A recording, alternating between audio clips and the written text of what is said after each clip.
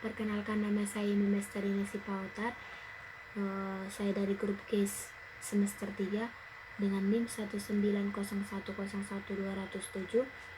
Di sini saya akan mempresentasikan hasil makalah saya dengan judul Media Pembelajaran bagi Anak-anak dengan dosen pengampu Ibu Damayanti Nababan, MPDK, dengan mata kuliah Pak Anak-anak.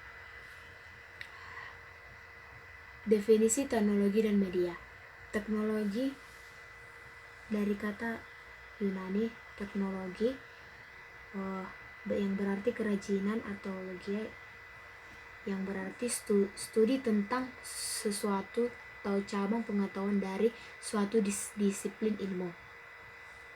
Teknologi adalah keseluruhan sarana untuk menyediakan barang-barang yang diperlukan bagi kelangsungan dan kenyamanan hidup. Media dalam pendidikan adalah alat dan bahan yang digunakan dalam proses pengajaran atau pembelajaran. Berikut ini beberapa definisi media.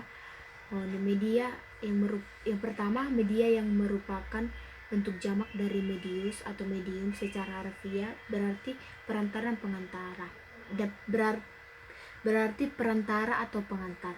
Yang kedua, media adalah alat komunikasi yang digunakan untuk membawa suatu informasi. Yang ketiga, media adalah segala sesuatu yang dapat menyalurkan pesan dari pengirim ke penerima pesan.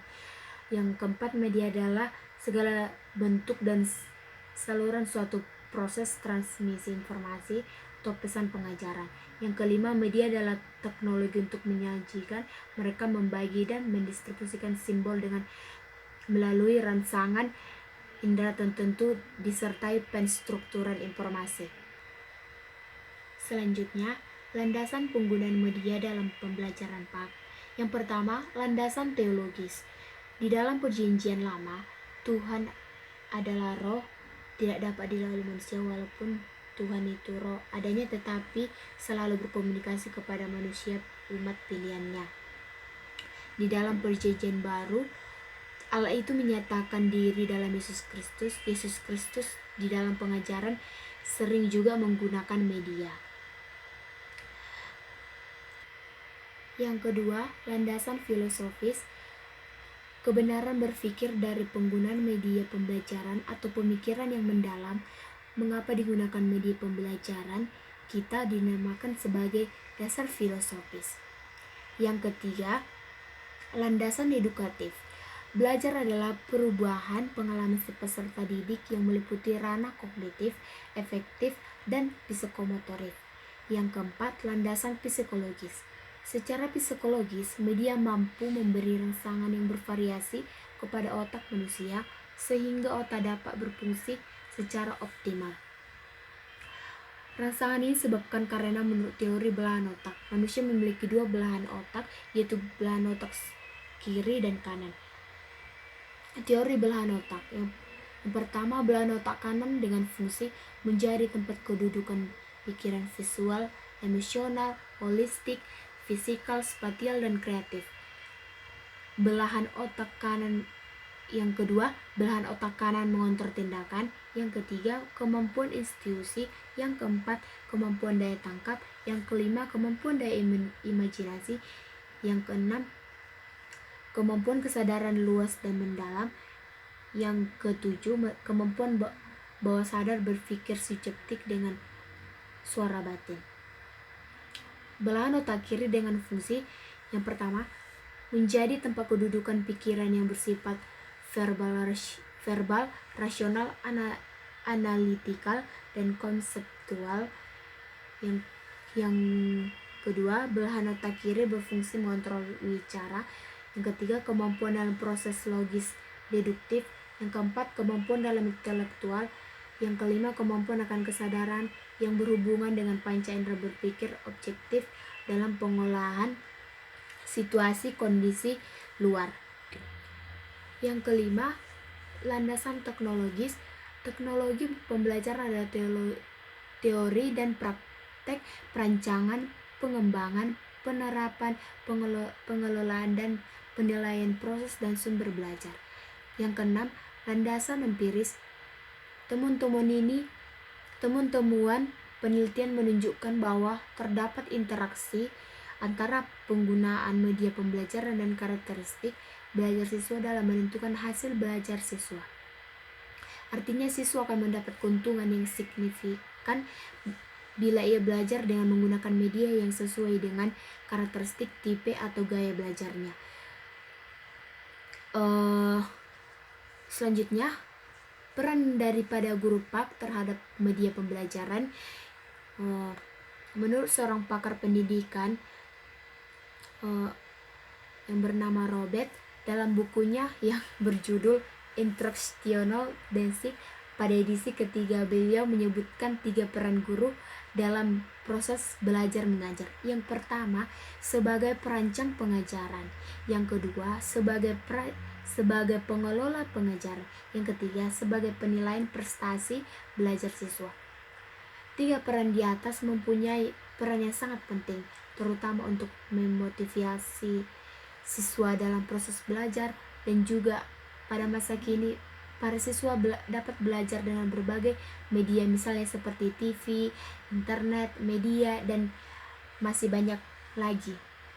Sebagai guru pak mempunyai peran yang sangat penting untuk memahami media pembelajaran agar para anak-anak yang diajar tidak mengalami kebosanan pada saat proses belajar mengajar. Sebagai guru pak juga yang mengajar anak-anak dengan menggunakan media internet, tentu harus berhati-hati dalam memberi pengarahan menggunakan media internet tersebut agar tidak melenceng atau menyimpang dari pembelajaran.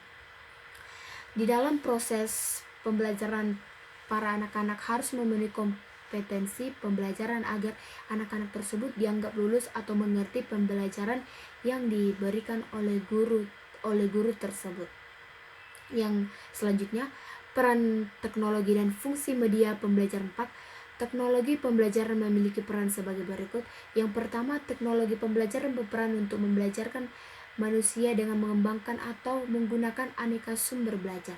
Yang kedua, teknologi pembelajaran berperan untuk memberi peluang atau kesempatan meningkatkan efektivitas dan efisien sumber pendidikan. Yang ketiga, teknologi pembelajaran berperan dalam pemecahan masalah yang berhubungan dengan pembelajaran dengan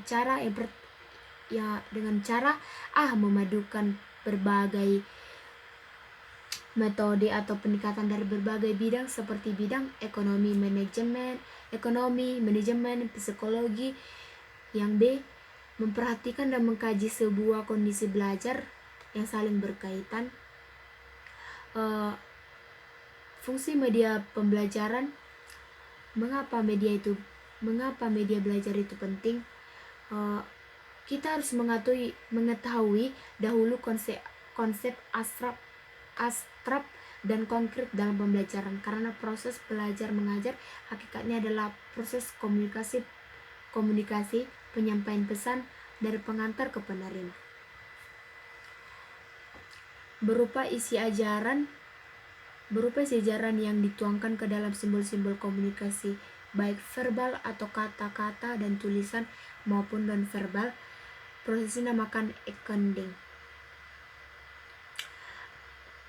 Secara umum, media mempunyai kegunaan. Yang pertama, memperjelas pesan agar tidak terlalu verbalistis. Yang kedua, mengatasi keterbatasan ruang, waktu, tenaga, dan daya indera. Yang ketiga, menimbulkan gairah belajar, interaksi lebih langsung antara murid dengan sumber belajar. Yang keempat, memungkinkan anak belajar mandiri sesuai dengan bakat dan kemampuan visual, auditori, dan kinestetiknya. Yang kelima, memberi rangsangan yang sama, mempersamakan pengalaman, dan menimbulkan persepsi yang sama. Selain itu, kontribusi media pembelajaran menurut Kemp and Dayton. Yang pertama, penyampaian pesan. Pembelajaran dapat lebih standar. Yang kedua, pembelajaran dapat lebih menarik. Yang ketiga, pembelajaran dapat lebih interaktif dengan menerapkan teori belajar. Yang keempat, waktu pelaksanaan pembelajaran dapat diperpendek.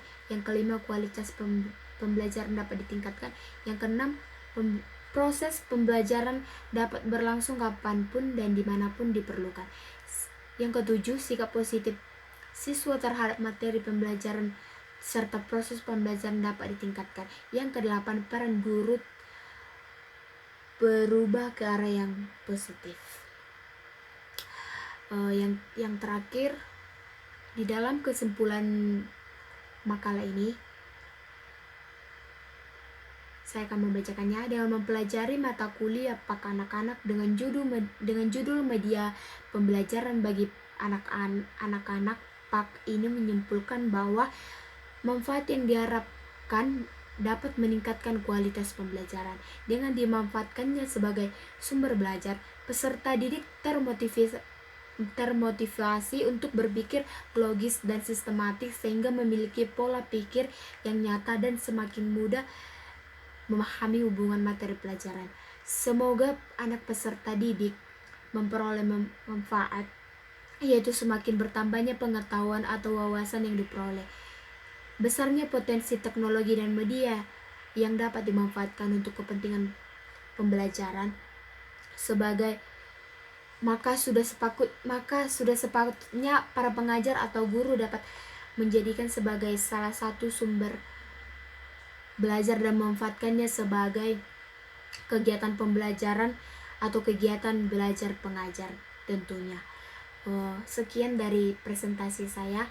Terima kasih.